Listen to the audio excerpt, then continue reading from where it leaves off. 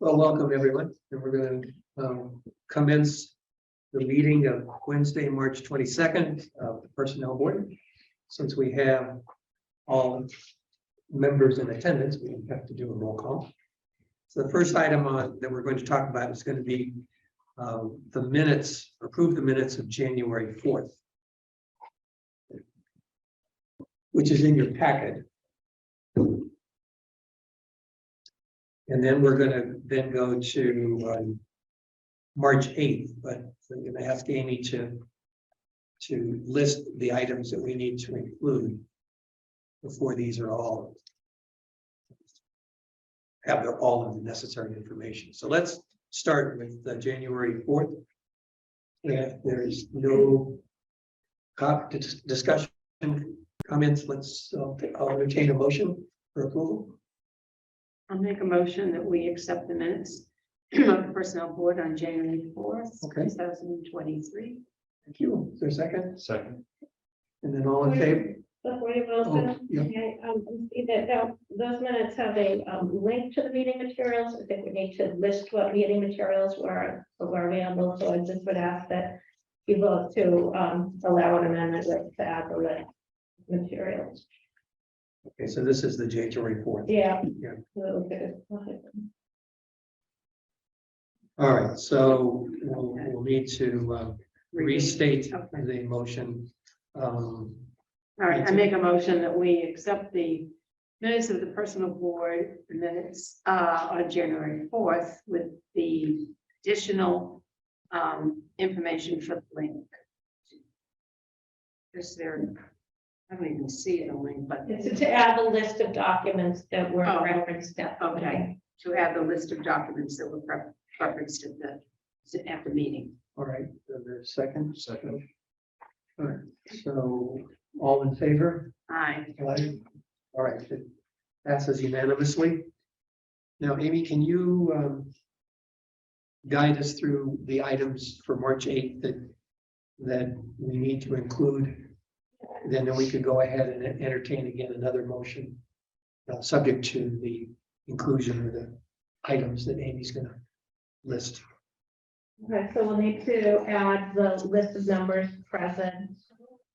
I don't know whether anybody participated remotely that day. I don't think so. I think everybody was here in person. But if anybody was not, we'd have to note that. And then we'll on this one also need the list of documents that were used at the meeting.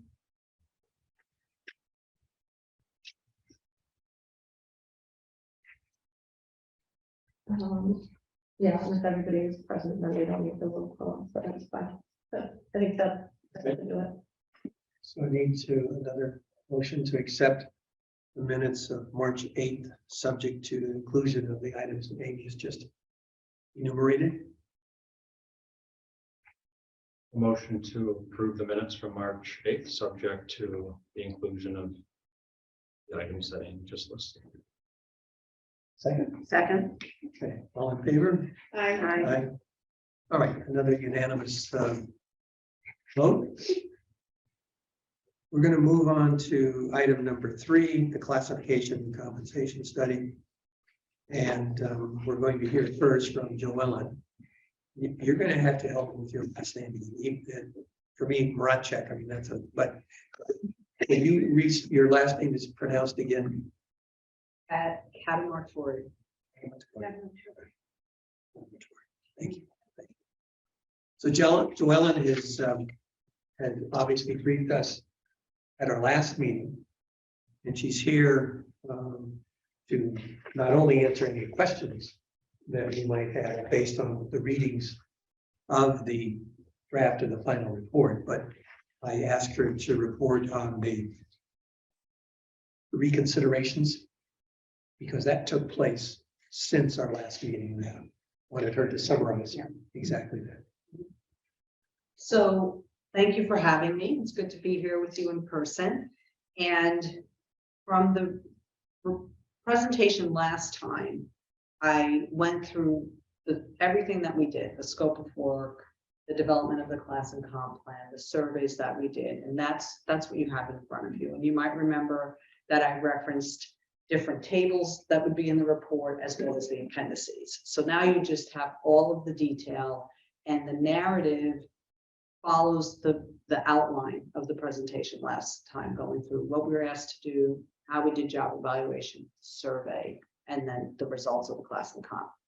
And then we did also have a reconsideration process. In a study this size of the one in Concord, it's helpful to make sure that there is a conversation with employees before we get to the point of this report, which is the draft of the final report. So, and the reason why it's presented this way is should you need any further explanation, if anything needs to change at the last minute, we can do that before it's. But it's primarily in its final format, but we still follow the final there. So we made a presentation to the employees on the 21st of February about table 2, which is the combination of the classification and compensation plans. And you'll recall that the classification plan establishes what we call internal equity, meaning the positions that scored similarly as a result of the job evaluation process were in the same grades. And then the compensation piece is what we got from the market, and we made a recommendation on pay ranges. And that's your external competitive. But internal equity then also relates to pay equity, which complies with the Massachusetts Equal Pay Act. So the positions that were in the same grade, we were recommending the same pay range. So we presented that on the 21st of February. We asked employees to give us any requests for what we were calling reconsideration by March 3rd. We had a conversation on the 8th, and then we finished up the reconsideration review after that. So reconsideration requests fell into 3 categories. One was, I don't like the title that you're recommending for my position. There were a few of those. The second was, I don't think my job is classified correctly. I think it should be in a higher grade. No one said it should be in a lower grade. And the third was, I don't like the compensation range. And so, and those are my words. Obviously, people articulated it differently, but overall, we had 55 requests out of about 170 people. So we went through every single one, and we did a few different things. What changed from the original plan that was presented to the employees on the 21st to what you have now is we added a grade. We originally had 17 grades, and we decided that some of those positions in the new grade 15 needed to be separated out. So we recalculated some of the pay ranges, and we actually increased the percentage of the pay range, because one of the big issues in reconsideration was I'm going to lose earning potential because your new range that you're recommending has the maximum pay is lower than the current range to which my position is assigned. So a lot of people said that's an issue for me. So we looked at the classification piece and realized that we needed to add a grade, which we did, which affected just a very few positions, I think 3 positions. And then we added 5% on the high end of the pay ranges. And that essentially eliminated every concern that people raised about their pay ranges, because no one's pay range now is less than what it is today in this proposal. So that was a big piece of the majority of the requests. Now, there were some requests that said, I don't like where my job is classified, and I'm concerned about pay range. And I went back through and looked, and of the 55, 14 positions we actually changed. We re-looked at the scoring and we made an adjustment. Now, not everyone resulted in a change to the grade, because if their current position was at the lower end of the grade to which they were assigned, even if we made an adjustment, they would still be in the same grade. So the effect was, again, their pay range was not being reduced, but they didn't go up to a higher grade. So some positions did change, just a few though. We did change it to a higher grade. And then the last request was a few title changes. And there were two people said they really didn't want their title to be more general, so we agreed to leave them. And another person said, working in an office of someone else, they wanted more of a parity issue on the title, and we thought that made sense because the office to which the person's assigned is a little bit unique, and we said, okay, that can work too. So we made that adjustment as well. So I believe overall, the issue of the compensation was by far the greatest concern that people raised, and that was addressed across the board. Not every position where people thought the compensation rate should be different, we changed because we thought it was classified correctly. And then there are a few administrative positions. I think there's 5 left. Amy, is that right? 5 left that they said, we think our job should be in a different grade because there's somebody with the same title. I mean, I'm generalizing. They're not all the same, but here's an example. That's in a higher grade, so my position should be there too. So rather than go through and try and figure that out, because that requires a conversation with the employee and department head. If you establish this plan, if that in fact has to happen, if you create all these levels of administrative positions, you'll just, if it's warranted, what the employee is asking, you'll have a mechanism to reassign, or HR will make the recommendation and you can reassign. So by holding those very few people, you can still address that issue even after town meeting, because you'll already establish a classification plan that allows you to move somebody into a different classification if you so choose to do that. So that's where we are now. So the report really, again, it just there's the narrative, which is everything that we did. There's the tables, there's a classification plan, and then the second table is the classification and compensation plan for both the non-union employees and the light plan. And then the pay ranges we calculated for both the non-union employees and light plans. And then the appendices, which are the job analysis questionnaire, the comparable community analysis, and the raw data. So the only thing that's left to do is we're going to do some work on benefits because we just put that aside because of what we were focusing on here. And I believe is that it? Am I missing anything? I think that's it. Right, as far as follow-up. I mean, obviously the administrative positions you have to look at, but you'll have the mechanism to do that down the road as well. So that's where we are now. And here's all the narrative and the appendices. Actually, can I add to that, in terms of the employees getting information about the response to their request for a review, we sent out emails to them to let them know the status and ask that they let us know by yesterday whether they felt that they were resolved or not. And most did, but we've heard there were 15 people in the category that we would look at further, and so those we're going to look a little further.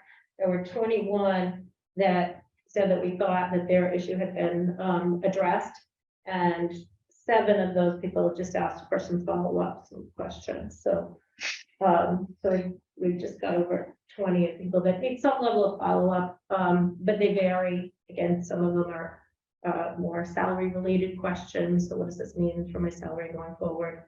Others are, just thinking that maybe some things really missed in their classification or salary range still, probably more particularly engineers, or some of those technical positions. And we can continue to work with those and look and whether any other amendments would be recommended. Right. I'm trying to write down 15 are still not satisfied, 20 have asked for more follow-up. Is that correct? No, 15 was the number of people that basically their original request, there wasn't a recommendation to change it. And so we said we'd follow up with them further to explore. So those may or may not end up being easily resolved, but we said that we would.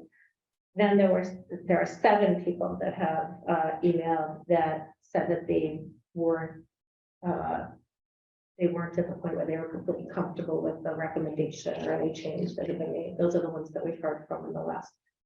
So it's a total of 22. Is it, it seems like it might be a good idea to set a time that those 22 people, you, the town, will have had necessary opportunity to re-review, I guess, and to communicate. Is Right. that a reasonable request to set a date for Yeah, that to we be told done? them that they would hear from us within 30 days. If we want to set it till we know if we know how many people and what the remaining issues were, so we're just sorting that through. But, you know, I hope within 30 to 45 days to get through all or most of them. But again, I'm just assessing what all those responses were to come up with the exact timeline.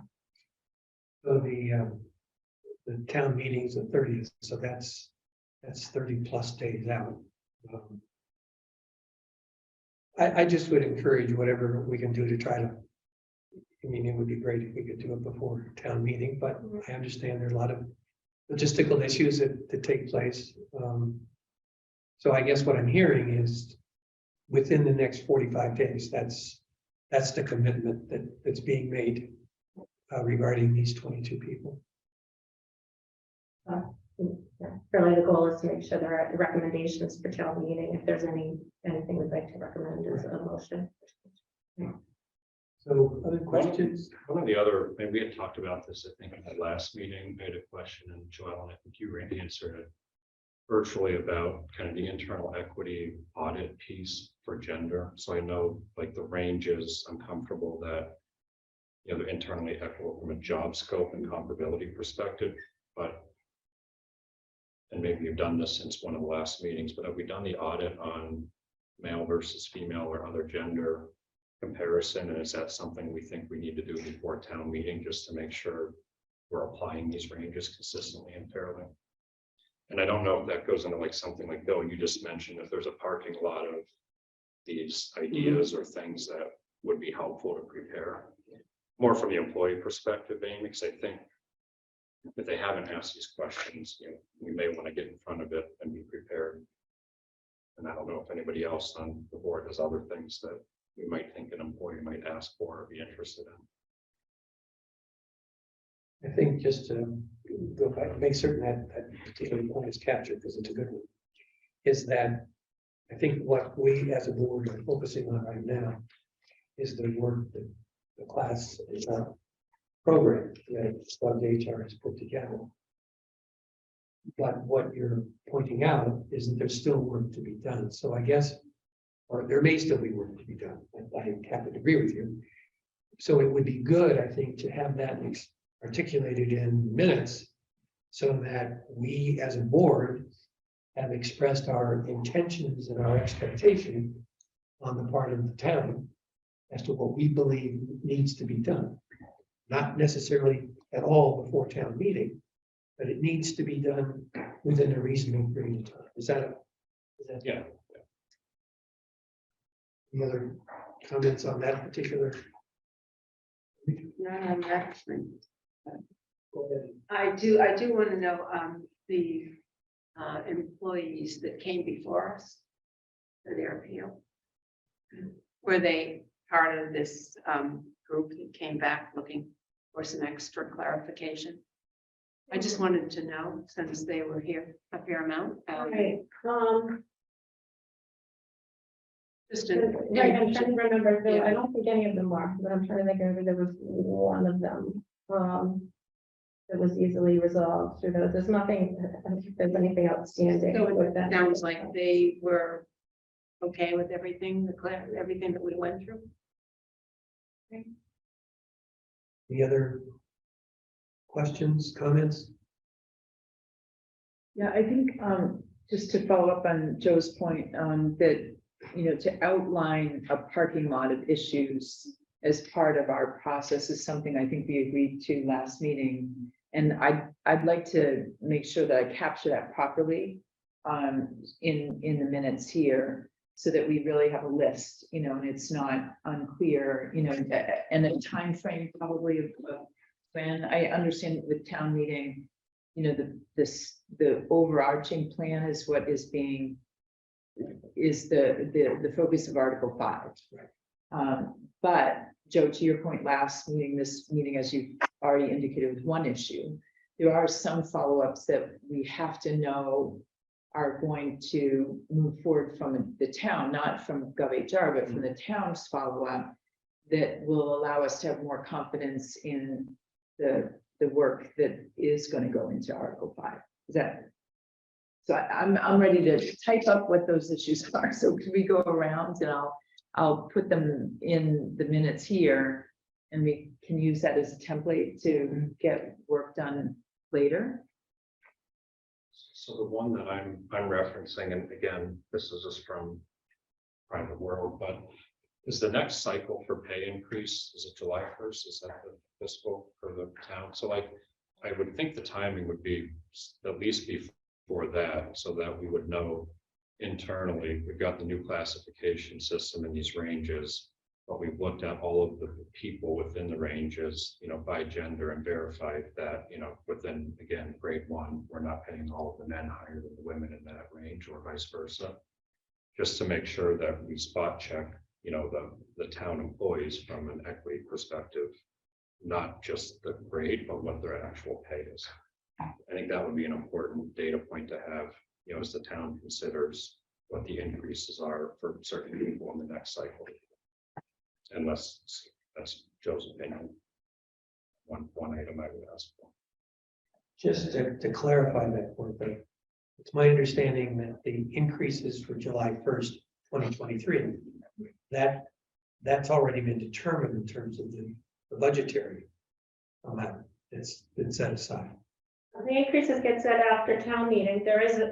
We have to work within the amount that's in the budget as approved by town meeting, so that's also pending. So after town meeting, then pay policies are adopted based on what was approved by town meeting. And then we do, as implementing a class and comp study, need to look at how everybody gets placed into the range and how we implement this. So that does need to happen. There is a little bit of a different thing when an official audit under the Equal Pay Act, as I understand, could be a very big undertaking, and there's some aspects that are of how it's recommended of doing it through council and all of that. So I think we should consider that and talk about it and the best way to approach something like that. But certainly, as we go and figure out how to move people onto the plan, we need to have an eye to that. So those are two different processes going forward. So could we agree that you said it checking and you said audit, and is there, you know, are we spot checking by July 1st and then going and considering whether we need an audit if we have, you know, kind of kick the tires? Is that what we're talking about? What's the difference between what you two have just said, and how do I capture that for an action item? So when the increases, does the town approve just like make 3% up, and that's what, you know, the town management gets to disperse across the workforce at their discretion, or is it everyone gets the same exact amount? Well, so every year after town meeting, the town manager would put forth a proposal for a salary increase plan, which I work with, and the personnel board approves it. So in the past, it would typically say two types of increases that employees would get.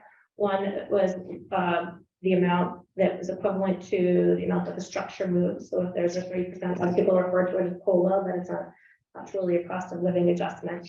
That amount plus movement within the range. And so in a lot of communities, they have steps. And so with their performance, they would get the step. And we used to say things like 2 and 2 and 3 and 3 for a total of 5 or 6%. The last 3 years have been much more limited. And so employees have been getting, sort of one increase on July 1 more recently. So this year, after we know how much is available and what it will cost to implement this plan, a proposal will come forward to the personnel board to adopt. Well, I don't know if the timing then is, if an audit is completed by then, because you probably need to budget if you're gonna do something differently to address any potential issues for the next year. I don't know how that works, but you know, if you're trying to address any potential issues in this cycle for July 1st, we have to have the data probably 4 to 6 weeks before that. I guess maybe I'm confusing two things, but it seems like we couldn't do an audit on what you're talking about until after July 1st, when they sort of map out how people, what increases people will actually get, what the pay plan will look like. Is that, or am I guess I'm not quite understanding. So I was thinking that you have the audit and the data then to apply the plan, so you would know if there's any potential gaps or things that need to be addressed before you decide and award that 3% across the town employees. But I don't know if that's reasonably possible, because it is coming soon. Well, what we definitely have done, I mean, anytime that we're implementing a new plan, is look at all employees' pay and where they'd be falling in the range and figure out an implementation plan. Can't say that in the past, I don't think, 15, 20 years ago, that we really also separated it out by gender. We were looking at it by title, years of service, pay range, what kind of position they would have. And we are going to have to look at every single pay rate, figure out where people are going into the plan, what we can afford. And it might not be something, that doesn't mean it's a 1 year, this year we can do everything. This might need to be a multi-year approach to addressing anything that's found out there. But I think it's I don't think we cannot look at individual pay ranges now as we go forward. That's an important piece. Getting into more of the kind of analysis of it, the longer term analysis might be a bigger level project and a longer term project. No, I guess, so the compensation plan that we have now is already, it was done almost blindly, so it wasn't looking at gender. It was looking at the positions themselves, their job descriptions and how they were graded based on the types of work that they did, and then they were grouped. So I mean, from that perspective, we are in compliance with equal pay, right? So it's just the second piece of after January 1st, where you map out that pay plan, and then people get placed into whatever increases they get. Is that the Actual wanna pay make sure. rates, the individual pay rates are an important part of that. So, right, we set ranges based on that, but what people are paid within those ranges is a key part. I think that's a really good point, Kate. I think it's important to just make certain I can summarize this, is that the issue of internal equity, that particular objective has been satisfied by the work that has been done by GovHR in this particular recommendation. But the piece that you're we're separately talking about is, okay, how does, now we have these discussion, how are employees affected or not affected? Gender, all those kind of issues. That's a totally separate topic that we want to include as a request to the town. This is an activity, a project that we vote, and I'm sure they do too. I'm sorry, I'm probably the dunce in the room here, but the difference then is that the structure of the plan itself, and Kate, you said it already, it complies to the Equal Pay Act.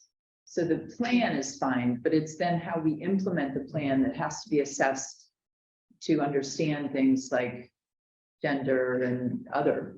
There's two components. I mean, to simplify, the first component is the work that I think GovHR did, which is group comparably skilled jobs together that have similar requirements to either hire someone into that based on education experience or what the job duties are. That is well laid out and seems to be, equitable. The second part of the work, though, is once you've done that and you group like jobs together, is the people that now fall within those grade range is, what are they actually earning? And are those people paid equitably? That's what the second piece of it that I think at some point, I don't know if it's between now and July 1st, but I would strongly recommend the town considers doing that to make sure that there aren't any gaps. So I guess then the question is, isn't that what the town does usually? Right, because this happens annually, right, that there's a change, not to the structure of the system or overhaul like this year's big work, but there are assessments of individuals and pay raises that are granted. And wouldn't then you think that that would be a normal part of the processes of doing this kind of audit?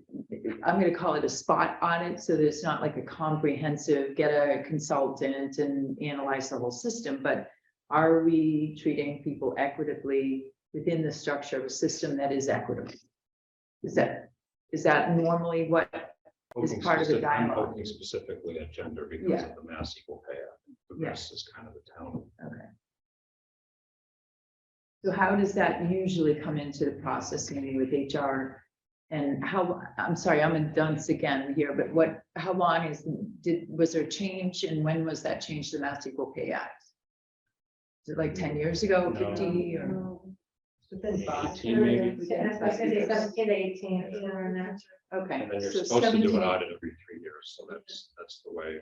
Okay. But I don't think we've ever done a baseline audit, so like, you don't have to do this all the time, but it seems when you do a new classification plan that this would be a good time to look at it. Right, and it's not required, it's recommended, provides a level of protection for the town, but we do continually look at pay rates, and certainly when we're bringing new employees in and hiring people, we are very careful about what that means for internal equity as well, and within that pay range, and being careful about that if we, if we're bringing somebody in at a higher rate, we might need to make an adjustment for somebody else.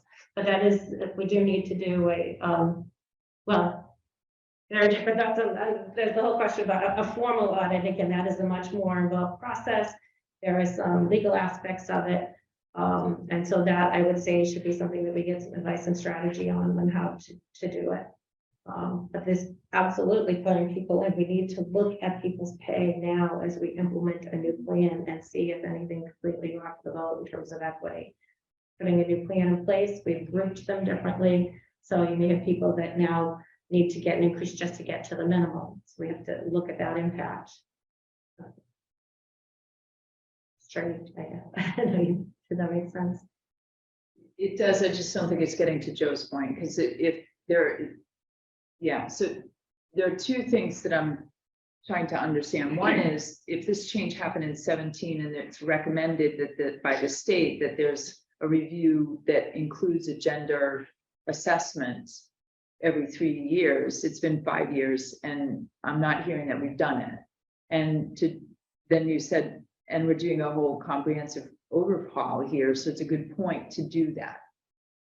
So it might not be that we're out of compliance because you said it's recommended, it's not commanded. Right, so that is a way that you can defend yourself. That's all. Yeah. As a employer.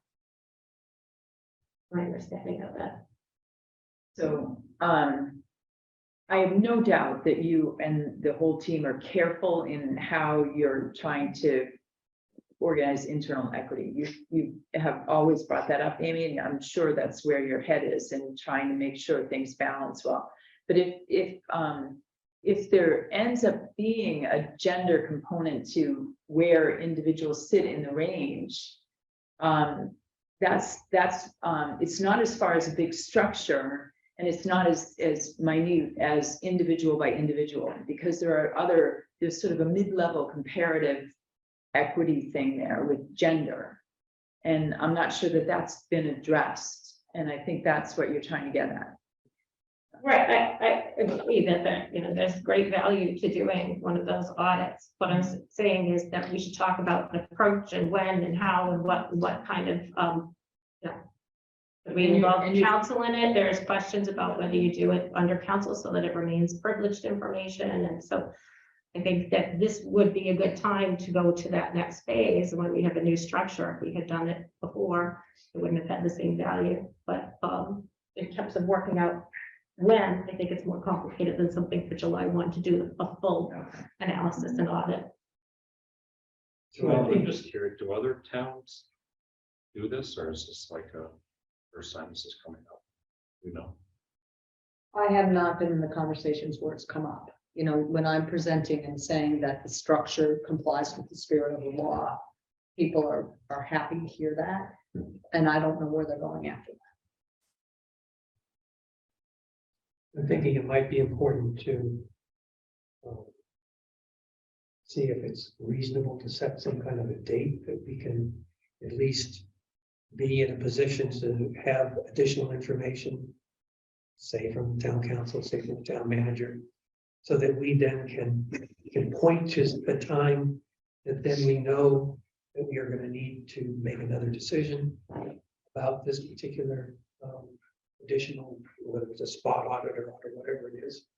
I'm just worried that if we don't put something down in writing and a date that is reasonable for all parties, this is just gonna, this won't happen the way we want it to happen. Yeah, so so I'm writing, why don't we set up a process with steps to take by certain dates to know how to go forward? Okay. So that's kind of big step one, and the second step is actually then implement on that plan. Should we set within how many months to go through those two steps? We determined that July 1 for a full out audit, not even understanding if council's involved or not. No, we can't. I don't know if you agree with that, Joe, but the idea is that that's going to be difficult to do by July 1. seems aggressive. So therefore, do we say within 6 months? How do you want to frame that? Can I ask you, I mean, I feel like we're kind of moving into an area that really is more, falls under the authority of the town manager and the HR director rather than the personnel board. I mean, we can make a recommendation that we think it's a good idea, but to sort of mandate a timeline and a time frame, I'm not sure that really, we should be driving that. So then who follows up then? Do we follow up? Do we have it on a parking lot list or not? Yeah, it can be in a parking lot list. It's sort of a, hey, we recommend this. What do you think? Let's have a conversation. But we can't recommend a time frame. I'm not saying that we can. I'm asking if this really is something that that the personnel board should be doing. I think that Amy should be the one to kind of sort of run, in other words, put things together, because you're the one that when we have our meeting at April 30th, and then with all the stuff that has to be done, I think that you'll have an idea of when you would be able to do this. And I do agree that it should be with the personnel board. I agree with Kate that I think you have to be really careful about that. I'm not sure that that's our goal per se, something we can ask to have done, but I think you need to set the stage for that. And you need to do it when you're able to do it. I guess my other thing too, with all the work that's been done by HRGO and all the work that's been done with you going through, you know, talking to employees, doing their job description, looking at stuff that I personally would have thought that if you were going through all this and you felt that there was, gee, wow, I see some people over here that really, they should be moved up and they're making a little bit less, or I would think that you would have picked up something along the way. I mean, there's been a huge amount of work that's been done. So anyways, I have to agree with Kate. I really feel that this is something that, not to say that it isn't worthy, certainly, but that maybe it should go into your hands so that you can sort of put together a timetable, because you're the one that's going to have to really look at it and do it, probably with the town manager. And just so we do have, in terms of individual pay rates, that's the next phase. So we haven't done that piece yet, but that's absolutely the next phase.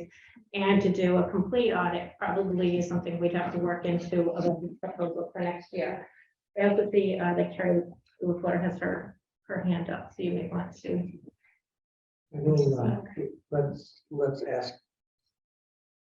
Carrie, can you share with us your? Sure, thank you. And I'm sorry I'm not there with you this evening, but I'm away on vacation. I just want to make sure there's a clear understanding that we have two things going on. We have the classification plan scheduled for town meeting, and then sort of everything else. And right now, the things that you're talking about are in that other bucket on how we implement the plan. I do think we can take a look at doing a more specific audit. I'm wondering about the cost of that audit, that we might not necessarily have that budgeted. So I like the idea of having Amy put together a memo that might outline what that would look like and get an estimate of what the cost was. And we could see if we could, when we might be able to do that.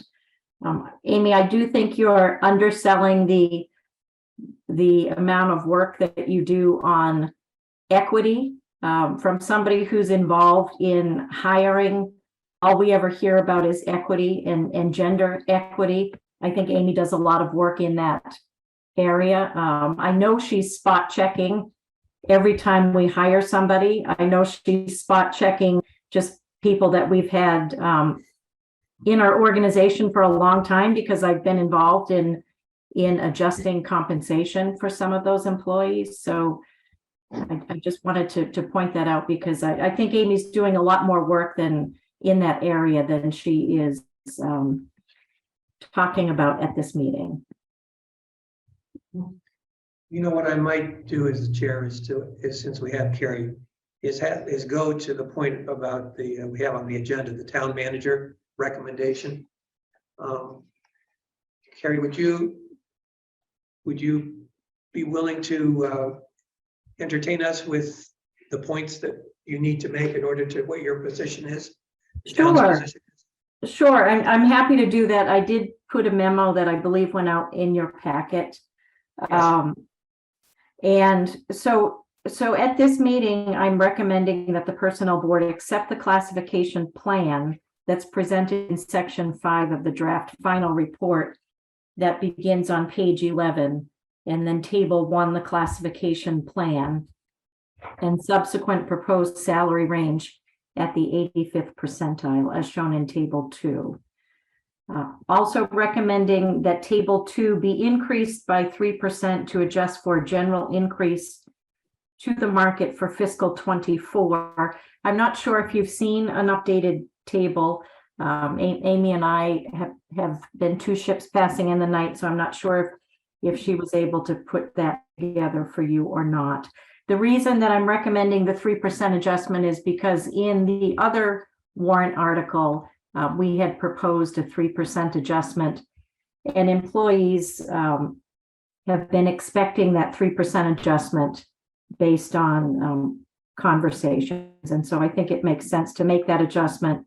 The numbers that we put together for our salary reserve, which would be the funds that we use to implement this plan, had assumed a 3% adjustment as well. And then that you incorporate this revised plan in Article 6 of the annual town meeting warrant. I did also want to point out just that moving forward, as you've been talking about, we do have to work on implementation of the compensation plan. And then I outlined 5 other issues that I wanted to talk with you at some point. I can stop and take any questions before I go through those. All right, any questions from board members to Karen? Just to confirm, the packet did include a schedule with 3% at the very end of the packet. There were so many different forms. These weren't the ones in Joellen's report. They were ones that we provided that showed it only without the 3% and then with 3% the very last pages.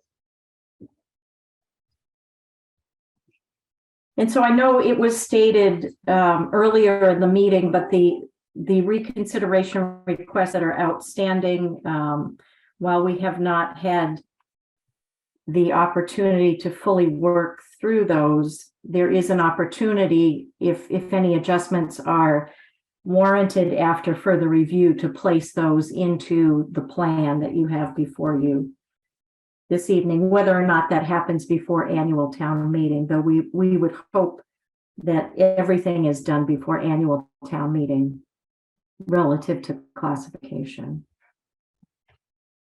All right, thank you. Any other comments, if any, from the board?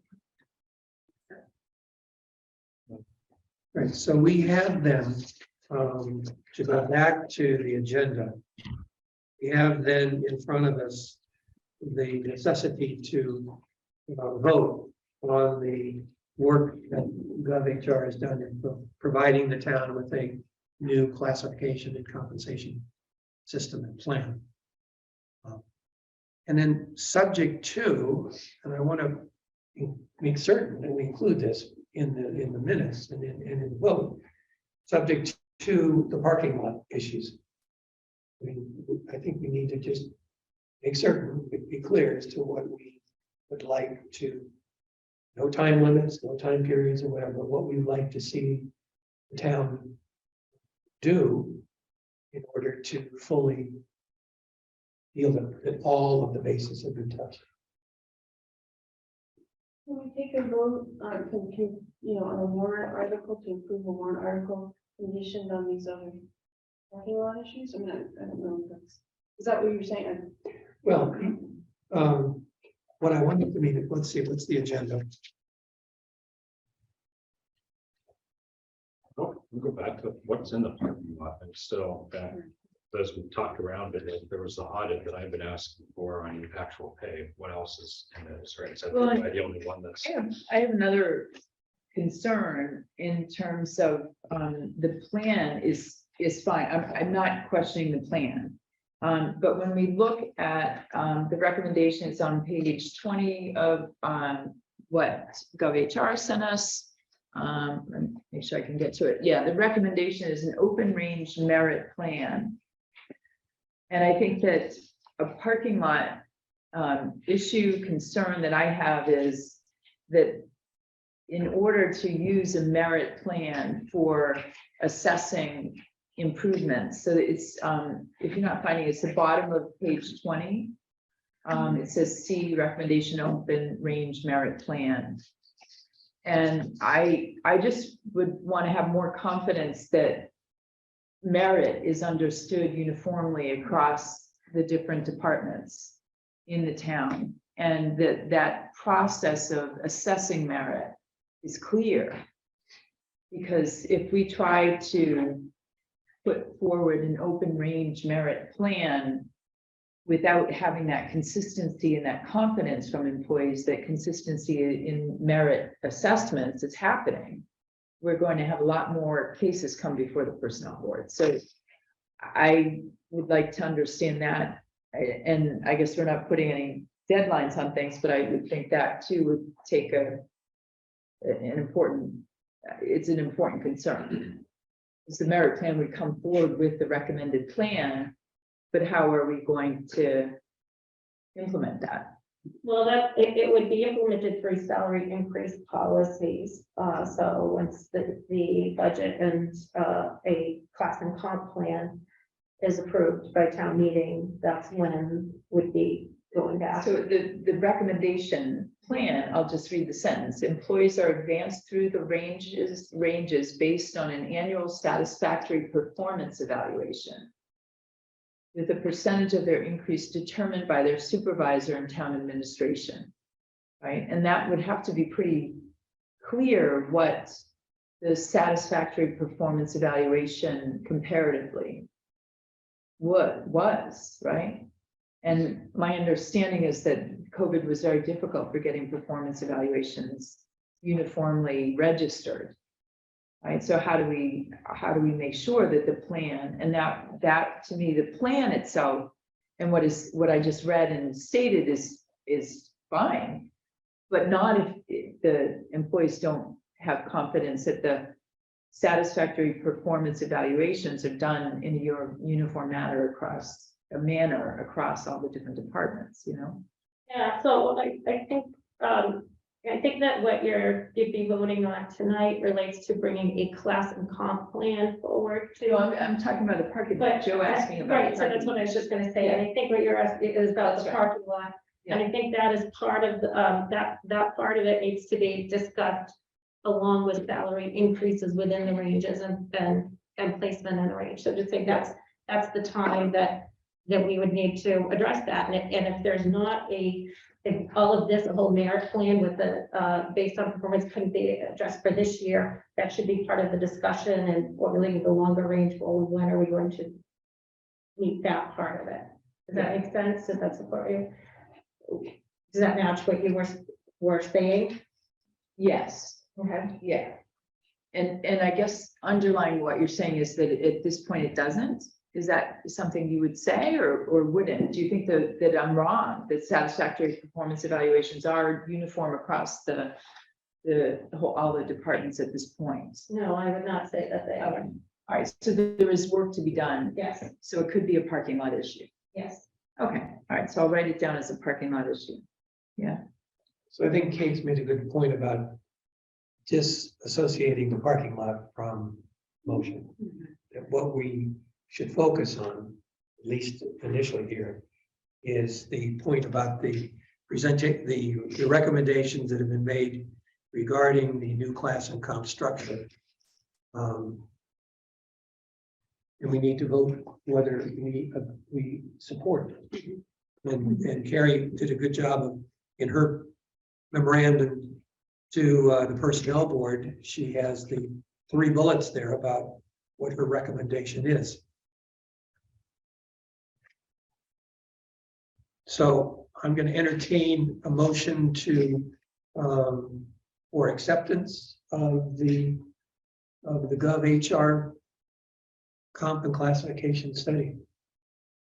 And so, I mean, I may be confused, but I would motion to approve the full plan, comp and class plan as is proposed, subject to the application of it. And I don't know if that's possible, but I have concerns of if we approve this, but then we don't pay people appropriately, the plan really isn't worth what it's written. Like, I'm trying to be difficult about it. And I don't like the timeline I give if we don't want to put that, but if we approve this and then we're not applying it appropriately, that's an issue that you guys, and maybe we are, but I think if the audit isn't done and we're not doing performance evaluations, it sounds like there's questions, I think, of the validity of something that we would prove and whether it's being applied the right way.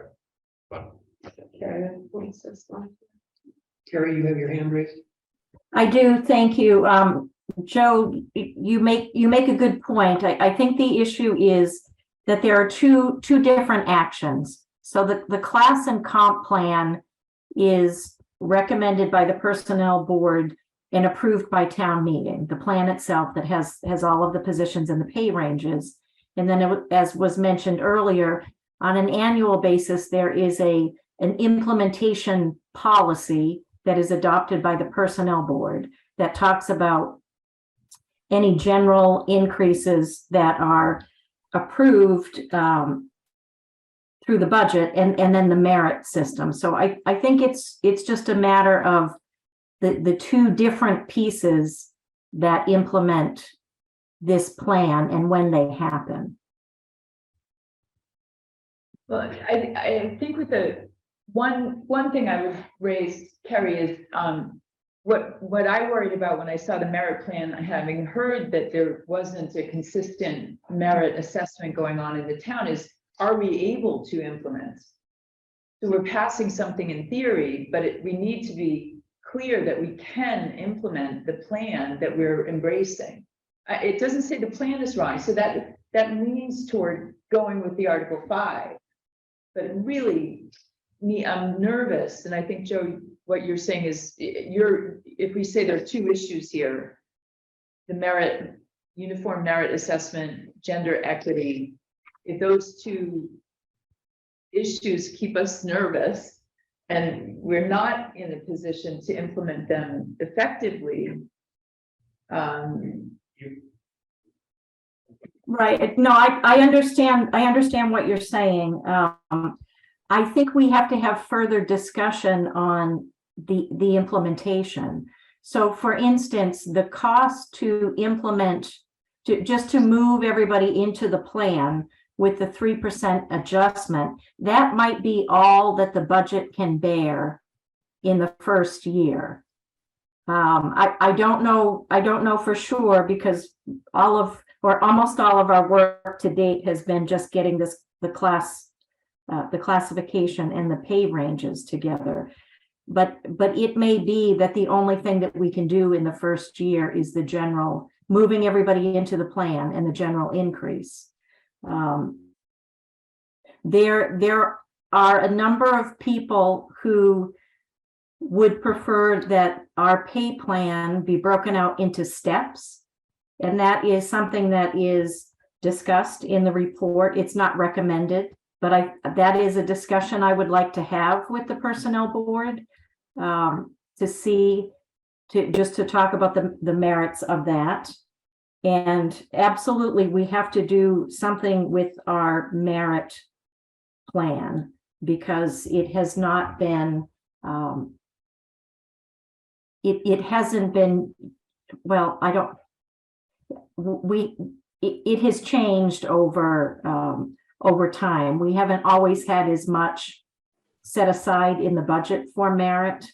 And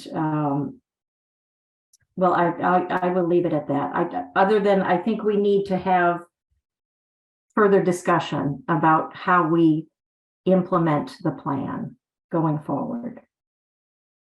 I guess the last point I would make, you guys did so much work on this. And it's a big undertaking to go through these things and done in the past. And what I'm just cautioning against is it would be really disappointing for me to have you guys go through all of this work and then have the employees receive it and be like, not feel confident in it and not feel like, you know, it's done equitably and fairly. So that's all I'm cautioning. And, you know, how we get there is, you know, for the town to decide, because this needs to stand as a really good, consistent, you know, piece of work that the town can use to apply pay. So that's why I mean, it's more for the benefit of the town than anything, right? I mean, because when these questions come up, we just want to be able to answer them consistently, fairly, and equitably. So there's that piece of work support, however we get there. And then I'll stop. That's good. And this is where, you know, sort of, there is a sense of urgency. I mean, I feel a sense of urgency. And I don't suggest the town doesn't feel that there's a sense of urgency. But the sense of urgency is one thing, and, you know, being able to accomplish something, is two different things. So we were at a point here talking about whether we could go ahead with the recommendation, or as Joe pointed out, you know, he would feel more comfortable if we were able to articulate what the gender and then the performance assessment piece, he would feel, if I don't want to put words in your mouth, but that you would feel more comfortable if that was actually part of this, of what we're doing, part of the motion. If there was a commitment that work would get done, I would feel much more comfortable, because again, I want this to land for you guys. And I'm concerned that it won't if we don't have those two things answered. That's just my opinion. Any other comments from the board? Or? Right. I'm sorry. I'm just saying that at this particular point with the class and comp, all the work that's been done, that's what we're really being asked to approve, try to get through these articles. As far as the other piece goes, I think we realize that that's not going to happen until later on. And so therefore, do we let this go and not do anything? At least there's a class and a comp that has all this work, that has everything laid out. I mean, you see, I just feel very strongly from me that I do believe that we should go forward with class and comp, knowing that everybody will be probably will, as Carrie said, maybe get home 3%, but it will give Amy and the rest time to look as the time goes on, who might need a different or a raise or something. Or it will give time to look at some of the issues that you raised. You know, I don't know. I guess that's, unless I'm not getting it, you know. Just one clarification. I think, Amy, in the data that you sent out, the +3% is +3 to the ranges that were recommended. They are not looking at salaries specifically at this time, right? Correct. Right, it's going to town meeting is the ranges and the recommendation for 3% above what Joellen's work produced. Okay. I just want to be clear on that, Nancy. So Yeah. I meant, you know, yeah, I know they're not getting 3%, but the ranges will, yeah. So in the long run, they'll get some money if they move through the ranges. Okay, did you have a I guess I do feel like we're talking about two different things, and I think in the authority, what the personnel board has authority to do is to vote on approving or not approving the class and comp plan each year. The implementation is really falls in the town manager and the HR department. I think we can absolutely provide recommendations, guidance, but that's not. And I think we need to have faith in our town manager and our HR director to implement it appropriately. And I do think it's a good suggestion to keep that in our thoughts, but I do think it is part of the process that is, that they've been doing all along. So I think it's built in this sort of look at gender and equality and mass pay, which is really important.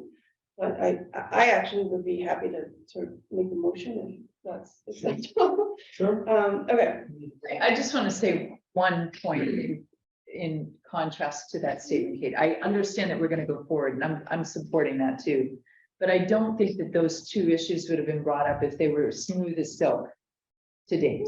No, I agree. Right, so the parking lot, I think, is still a necessary, and the expertise that sit here are, just as Joe described it, to support the town. They're really meant to be helpful comments and support, right, for improving situations where if during COVID, which I think is what happened, right? During COVID, a lot of things were only online. It was very difficult to get all the regular procedures going, and things fell away. That was my impression of what happened with, with year-end reviews and that sort of thing. But if it was smooth as silk, we wouldn't be worried, right? So I do completely have support and faith in the town manager and the HR. That's the HR position Amy holds. That's not what's happening here. This isn't supposed to be antagonistic at all. It's supposed to be supportive, right? I agree. I mean, I agree. I think it's a great recommendation. I support it fully. I just think that it's something that the town manager and HR need to implement. I'm not saying that I don't think it's important that we should recommend it. I agree. It just needs to get done. Yeah. I heard from the town that we haven't done it, right? So I think it's something you guys really need to do. So it should be done. If you want to move ahead with your, So I'll make a motion to accept the classification plan as laid out in the GovHR final draft in section 5. Oh, I'll second that motion. Writing it again. Oh.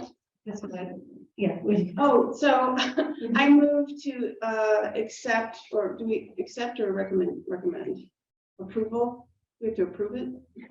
Just want to make sure I get the right wording. we have to approve. Okay, so approve the classification plan as outlined in section 5 of the GovHR final draft report. So the reason what I'm thinking about is that I think what you're looking to do is bring something forward to town meeting under Article 5, which relates to adopting that. But what would go forward is if you also accept Carrie's recommendation to increase it by 3%. So the part that would go to town meeting would be those final schedules with and be printed in the FinCom report, but to move forward with the GovHR recommendation plus a 3% approve, applied to be effective July 1. Is that up in the classification plan too? Yeah. Do you need to put the spill levels on that, or is that stay off? Not for town meeting. Not for town meeting. Right. So then, okay. I'm just I think thinking we should future return to- administration. Yeah, so I think this version for town meeting is keeping it very simple so that if there's any kind of amendment, you don't have to go back to town meeting for every piece of it. It's just the parts that the bylaw says that town meeting needs to approve. There are other pieces that relate to the whole plan, but this is not all going to town meeting. The part that's town meeting are the classification titles, the minimums and maximums consistent with what the bylaw has said. Is a point of clarification, is that what's in the letter from Carrie that she went through? Is that what we're voting on, the 3 bullet point recommendations? So acceptance of the classification plan presented in section 5, et cetera, et cetera. And the second bullet point is the 3% that you reference, Amy, and then the third bullet point talks about the plan as noted about being incorporated into, is that the vote? My I just understanding want to is make that sure that that's that's the what vote. we're. Yeah. Okay. Carrie, you've That done our work covers- for us. Yes. Later. We should be approving. Right, I think that just to be clear, that that in Carrie's memorandum, those 3 bullets, that's what we're voting on, to approve or disapprove. All right, so we have a motion to approve. A second, Right, I'll second. all right, so all in favor? Aye. Aye.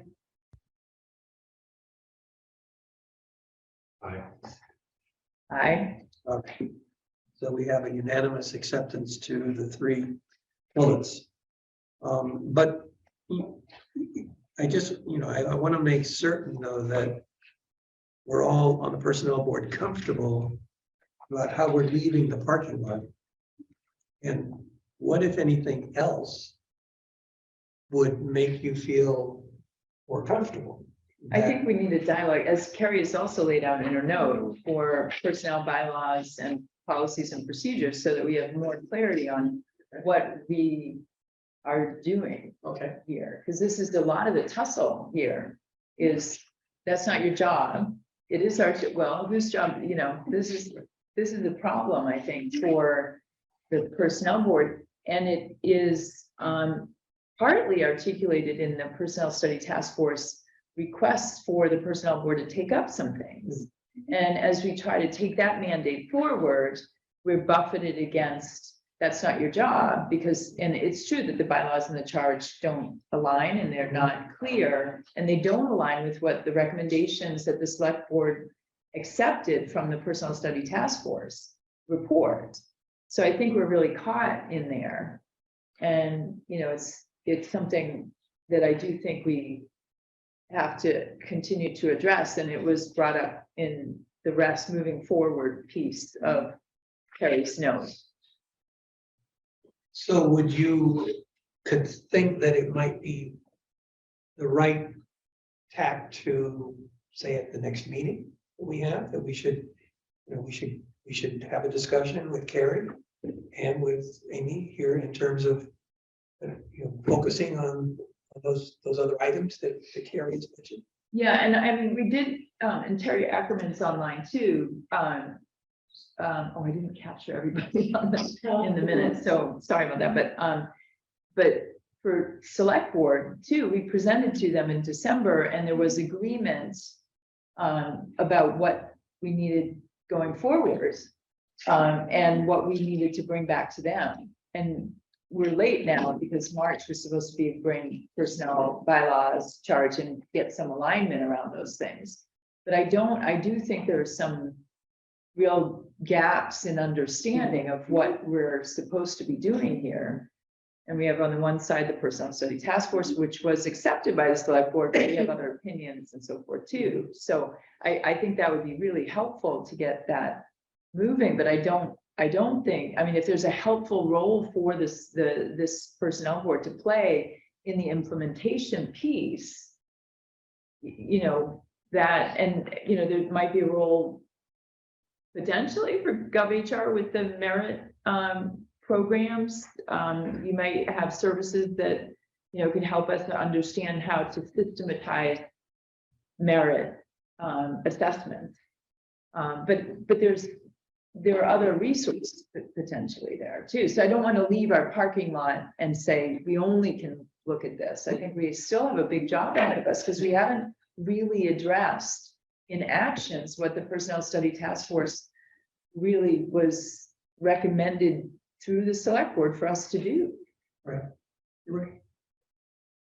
My sense has always been we need to focus on the charter as the next major piece of work on board. But I don't know if that conflicts just from a time standpoint with providing whatever advisory assistance to the town in terms of the gender and pay piece. I mean, we're not here to do their work. We're here to provide hope and advisory. You know, these are our opinions based on our experience, and these would be our recommendations. So that the spirit of being in an advisory capacity, I think, is a very meaningful one for the personal board to have. Okay, so I guess at this point,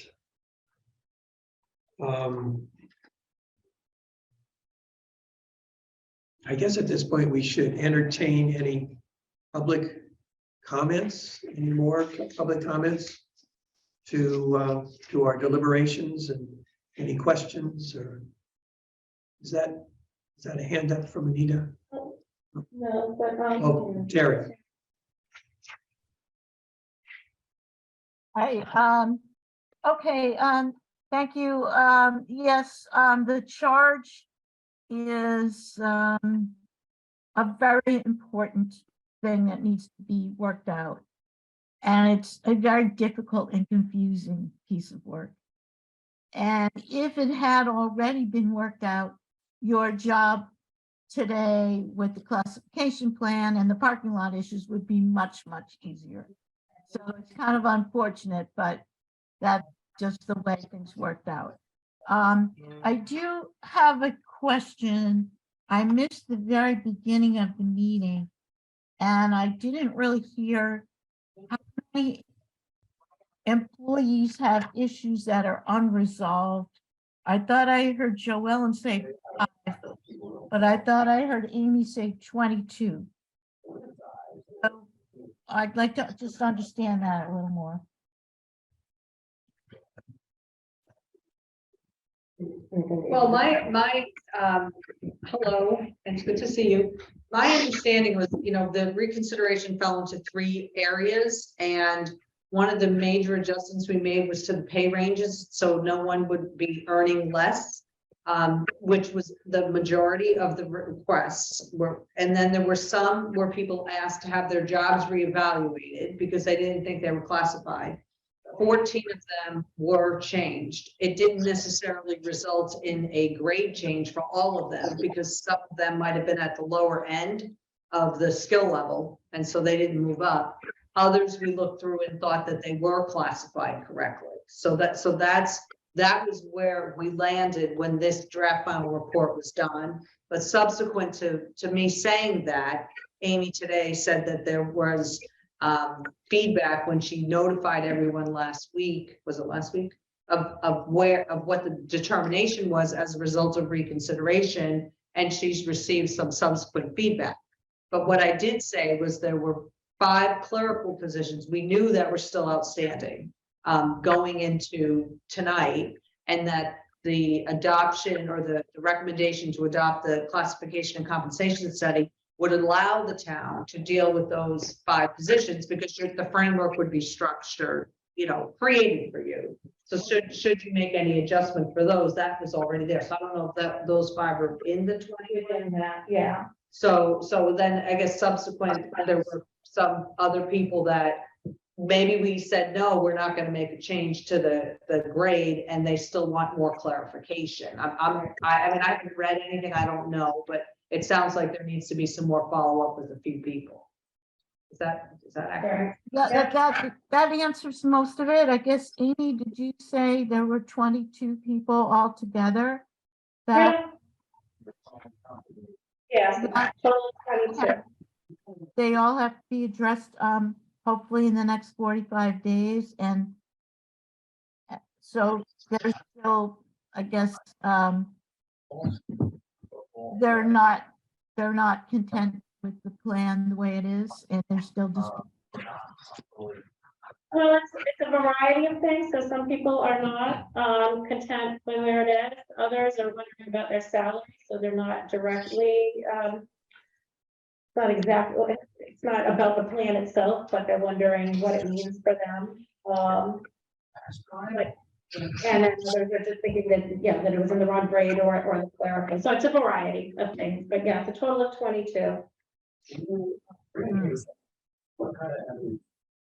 So these are Just to follow up to finish this, so do you feel confident that the framework would be, if the framework was adopted under Article 6, that all 22 of these follow-ups could be accomplished within the framework? Well, I'm going to say that's the goal, but I will admit I came back from vacation today and have just been reviewing them and understanding what they all are. So I haven't fully assessed that, but that is the goal, is to get them done. I think that's reasonable to have answers for people at that point. Okay. Does that answer your points, Terry? Well, it doesn't totally give me confidence then. I wouldn't want to go to town meeting. I think by the time we go to town meeting, we have to know the answer to that. I understand Amy just got back from vacation, but we certainly would want to say there were, 22 outstanding issues. We've met with, 18 of them, and the other 4 were confident that they could be resolved, or something like that. Right. Okay.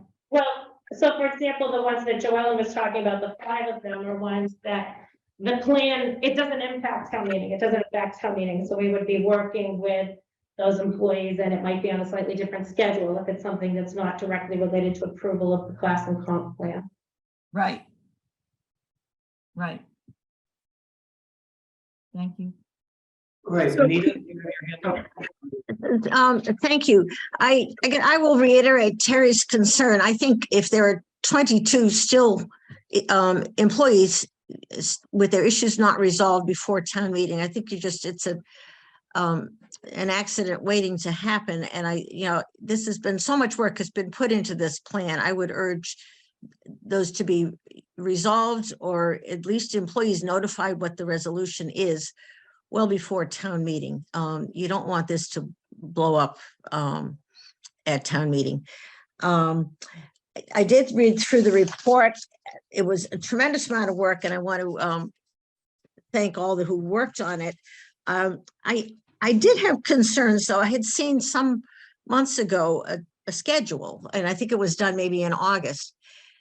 And by my looking at the schedule, this was all supposed to have been done by December, and we're here, the second week of March. And I'm not to put blame anywhere, but I'm wondering if Joellen could address, is this unusual in all the studies you've done? And what were the primary issues in Concord? Why from August to December, what were the holdups that we're now over 2 months late? It's too bad that the warrant didn't include what's going on. And I realize hopefully the FinCom report will include the recommendation that, but you hate to have people walk in really without knowing what's going on at town meeting. So if you could address that, Joel, I'd appreciate it.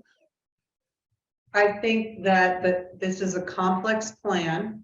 And I think that there was care taken to include your key staff before we rolled out a classification plan to get their feedback because they know their positions best. I think that was one thing that we added in that took some time and the staff spent a lot of time working internally and I was with them along the way. And I think the reconsideration process added time as well. So that was not anticipated in that original timeframe. And that started February 21st, and we just finished it last week. So that added several more weeks for us to delay getting the report done to make sure that we had the opportunity to receive some feedback from the employees. So that, you know, holidays a little bit came into it, but that really wasn't a big delay. There were a couple other items that were not anticipated when the original time frame was set. So, and really where we are now with the study this big, I'm comfortable with the time frame. You know, I've had other large studies that have taken a lot longer. And I was explaining earlier today, sometimes there are people that can devote a ton of resources and they just can be on it and they can stay on their time frame, and other times that they're not. So I've had some studies that have taken several years because the client has hit the pause button. You know, so we just have to pivot and be nimble and be responsive. And so that's how we got to where we are today. Thank you. I just, in terms of the comment about the 22, I just want to clarify in case I misrepresented it. I'm not thinking that we wouldn't be, that we'd still have 22 requests for response that hadn't been addressed going into town meeting. When I talk about that, I'm thinking we'd get through the majority. Could there be a couple that need some additional follow-up or don't impact town meeting? Yes, but I wasn't thinking that we may or may not get to 22. Does that make sense? The difference? And if I recall your summary, 15 were to look at more closely. Right. That was, and 7 that they were not completely comfortable. So it's not 22 not feeling comfortable. It's less than that. But you know, these are all such subjective terms and so forth. But Right. I think the point that's being made, and I think you've accepted, is that we need to get as few a number down to 0 as the goal Right, before town meeting. right. Well, and if I may too, you know, we've spent a lot of time on this classification plan, and there may be a few no's. There may just be a few people to say, we are comfortable with where the job is classified. And, you know, just because somebody put in a request for reconsideration doesn't mean it's warranted. Correct. You know, so to have a few people that are still outstanding, I think Amy said they'll get to it, but it could be a response that somebody does receive, which they may be unhappy, but remember the range is everyone's future earning potential has all been addressed. So nobody will be harmed financially because of this. Thank you for that addition, because that's important that people understand that. So I think, Carrie, you have your hand up there. Yeah, and my point really was the one that Joellen just made, that the group that we are working with, based on the information that was submitted, the job analysis questionnaire, and the interviews both with the employee and the supervisor, GovHR wasn't able to find support for a higher classification. But in recognizing that something may have been missed, there was another process that has been set up so that we can have further follow-up with these employees to make sure that something wasn't missed. But as Joellen said, it may be that there isn't any additional adjustment that is made at this time. There were also a few people, I think, that were really looking for promotions, a promotional opportunity.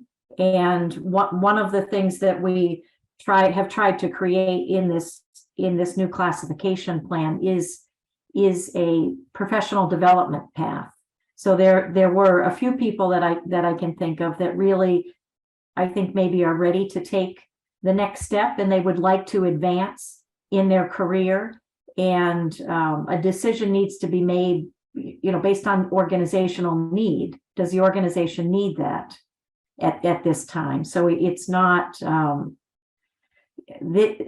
this is a class and comp plan. It's not, it wasn't meant to address reclassifications necessarily, or increases in classifications.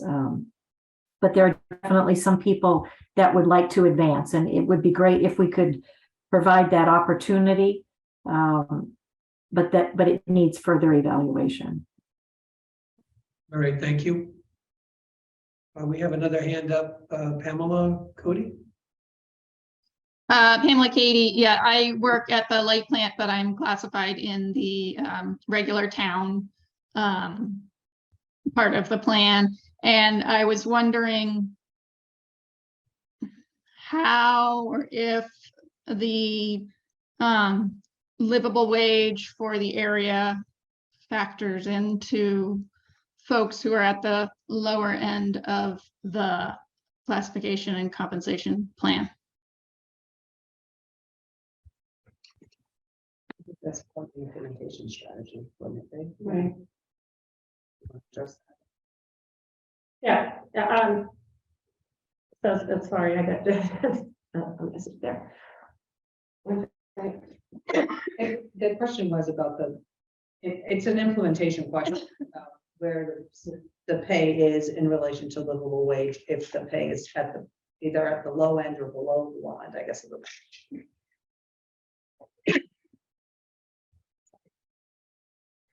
What I meant was for the positions that are maybe grade 1 through 5 or 6 or whatever. I mean, I would imagine people who are up at grade 17, 18, there isn't really an issue about livable wage. It's about the folks at the bottom third or whatever of the classification plan. Yeah, I mean, I can address that from the perspective of the percentile used, the 85th percentile. Those wages are calculated on the 85th percentile of market, which is very aggressive based on compensation studies we've done in Massachusetts and around the country. So I think it is addressed in the entire plan, regardless of where the position falls. But the point, though, that I think you made earlier was that this would be addressed in the implementation. Right, because you have to look at each individual employee, but the plan itself is above market, you know. So that's very positive for the employees, the overall plan at every grade. But to her, I think her specific point to it, you have to look at individuals employees and how they're implemented at implementation. I mean, how they're affected. Pamela, does that help to give you a little bit more information to help you understand the points that are being made here? Somewhat. I just in general felt like, you know, for a few years now, I knew we were overdue for a classification and compensation plan, and my expectation with it was that it would be like a rising tide will lift all boats. But for me specifically, I'm near the top of my current level, and then the level I was put into before the town manager's 3% increase, I would have been, my ceiling was 1.2% higher than the current ceiling. And so I was expecting a bigger jump, not just for me, but just for every scale, every grade. And that it depends where people were reclassified.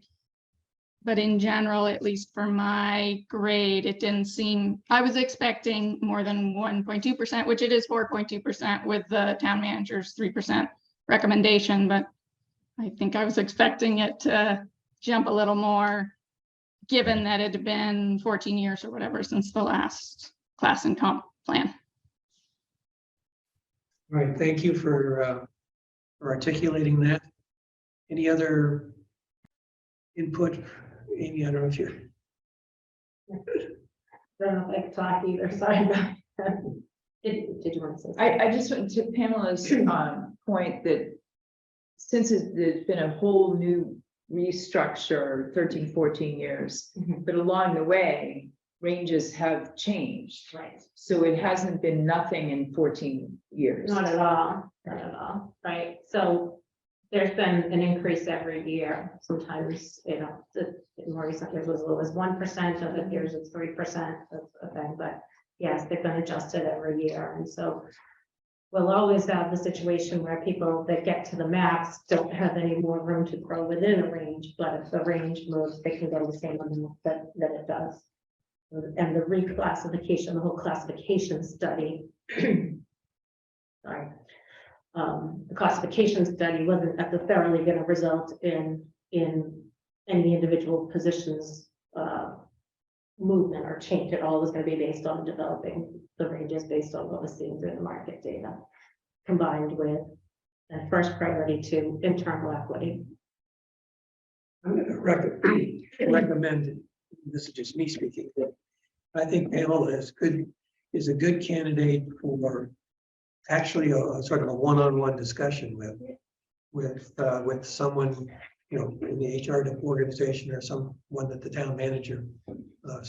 I think this is a great opportunity to ensure that the communication piece is adequately taken care of, so that Pamela doesn't leave knowing that, she had her time on Zoom and that's it. I think that would be a mistake. So I'm going to trust that the town will follow up with Pamela at an appropriate time so that there can be this really one-on-one discussion, and she can feel more comfortable that her concerns are being expressed so that you understand them, the town understands them, and that she could obviously hear what information you can provide her to help her perhaps further understand. It's still possible that there will be a feeling that, we're not on the same page, but at least we in the town need to make the effort to hear, in my opinion. So I agree, and that's what those 22 are about. I think it would be easy, like some organizations would say no, but we absolutely want to follow up with those people. And I really thank Pamela for hanging in here, and it's been almost 2 hours, and she was very gracious and sort of making certain that her point, she was able to express it. And this is really a hats off to you, Pamela. I mean, I think you've demonstrated a tremendous amount of sort of concern for the town and for your involvement with making the town successful. And I applaud you for hanging in there and giving us your thoughts. So thank you. Thank you. And I'm in discussion already with the HR department after the reconsideration form stuff. So we already are, I'm probably one of the 15 or whatever that Amy has been talking about, but just the general point was that when I looked in the town records that the last time the class and comp plan, the current comp plan was implemented, the jump for the range I'm in from the previous year was like around 20%. And then, so for now, for it to be like 4% just was surprising to me. So, Stan, thank you again. thank you. Any other comments, at least? I mean, we still have another item on the agenda that we need to, you've had the public comments, and I don't see any other hands. But we have the determination of how to proceed with Articles 5 and 6.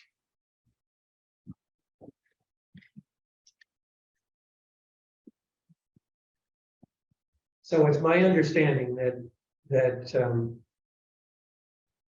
we've accepted the report from GovHR, and that in essence, I would think that the